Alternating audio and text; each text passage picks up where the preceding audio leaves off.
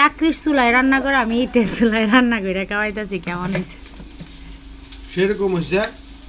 তুমি যে এত ভালো রান্না লাকড়ির চুলার মধ্যে পারো এবং ইট দেবো গাইস, সকল সমস্যাতে সমাধান করার মতন মানসিক হিতাহিত জ্ঞান থাকতে হবে, তাহলেই কোনো জায়গায় গিয়ে ঠেকবেন না। আলহামদুলিল্লাহ, বড়া ভাজা পর্যন্ত হয়ে গেছে আমাদের এখানে চুলায়। এই যে দেখেন কত সুন্দর বড়া ভাজা হয়েছে। তারপরে যে সিমের তরকারি, তারপরে যে সরিষার শাক, তারপরে এই যে ভাত খাচ্ছে গরম গরম। ভালোই লাগতেছে না?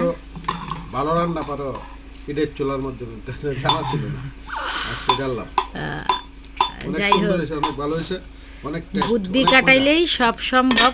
কারো কাছে হাত পাততে হবে না, কারো কাছে কারো কাছে হাত পাততে হবে না, একটু জ্ঞান কাটাইয়া চললেই। কারো কাছে ছোট হইতে হবে না। সকল সমস্যার থেকে সমাধান নিজে নিজেই হওয়া যায়, যদি চেষ্টা এবং আগ্রহ থাকে আর কি,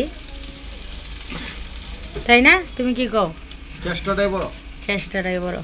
চেষ্টাই সফলতার আর একটা ধাপ।